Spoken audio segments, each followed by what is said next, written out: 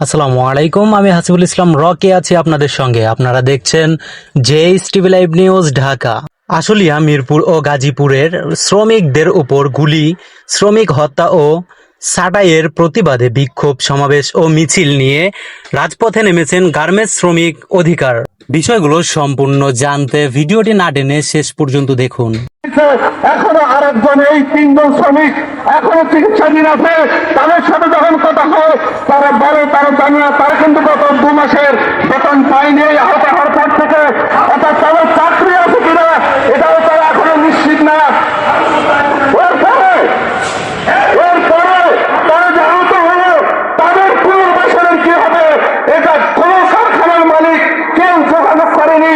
এমনকি কোন কারখানার নিরাপত্তার কিংবা সরকারের পক্ষ থেকে কোন রকমের ওই শ্রমিকের সাথে যোগাযোগ করা হচ্ছে না।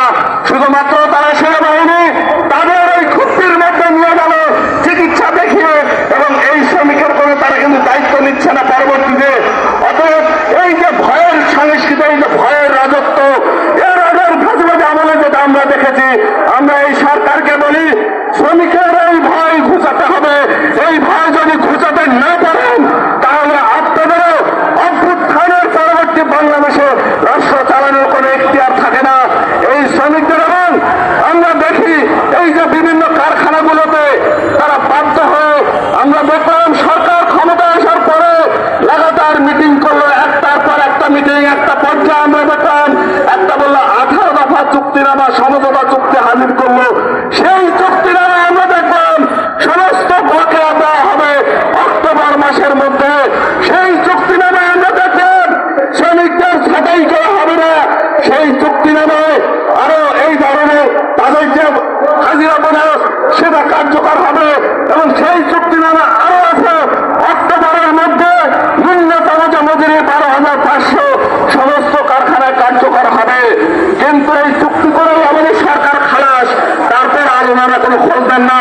অক্টোবরের মধ্যে আপনারা সিদ্ধান্ত নিলেন সমঝোতা হলো, বকেয়া পাবে। তাহলে নভেম্বর মাসে কেন টিএমজেড গ্রুপের শ্রমিকরা রাস্তায় দাঁড়িয়ে বিক্ষোভ করে তার মজুরিটা অর্ধেক মজুরি আদায় করে নিতে হলো তাদের? কেন টঙ্গীতে এই যে গত 5 দিনও শ্রমিকের রাস্তায় নেমেছিল?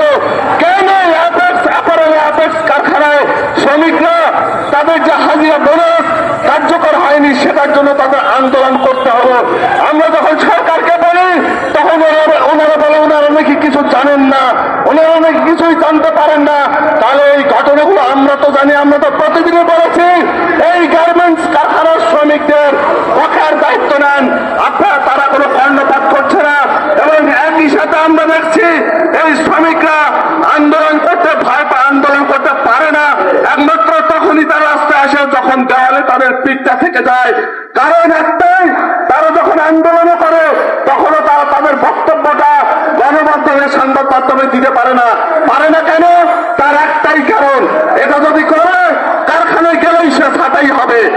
এই শ্রমিকের আমরা সরকারকে বলি ইতিপূর্বে শ্রমিকদের মধ্যে যে ভয়ের রাজত্ব, ভয়ের যে সংস্কৃতি তৈরি করেছিল সেই ভয় দূর করেন। দেখেন কিভাবে শ্রমিকরা কারখানা চালায়। এই শ্রমিককে নিশ্চয়তা দেন যে সে আন্দোলন করলে কারখানায় যদি সে দায়িত্ব নেয় তাহলে সে ছাঁটাই হবে না। তাহলে দেখবেন 48 ঘন্টা সময় লাগবে না। যেসব মালিক আছে এই ফাঁসিবাদের দোষর ছিল তাদেরকে উৎখাত করে তাদেরকে বাধ্য করে এই শ্রমিকরা কিন্তু কারখানা শান্তিপূর্ণভাবে চালাবে। সরকার এতটুকু নিশ্চয়তা দেন, এবং এটা যদি না পারেন এবং এটা যদি না করেন তাহলে শ্রমিকরা অবশ্যই রাস্তায় দাঁড়িয়ে, ইতিপূর্বে যেভাবে রাস্তায় দাঁড়িয়ে সংগ্রাম করে আমরা শ্রমিকের দাবিটা আদায় করে নিয়েছি, আদায় করতে সমর্থ হয়েছি, আমরা আজ এখনো আমরা সেই আন্দোলনটাই জারি রাখবো। সেই বৃহত্তর আন্দোলনে আমরা সকলে আরো ঐক্যবদ্ধভাবে এগিয়ে যাব, সেই আশাবাদ ব্যক্ত করে আমার কথা শেষ করছি। জয় হোক মেহনত মানুষের।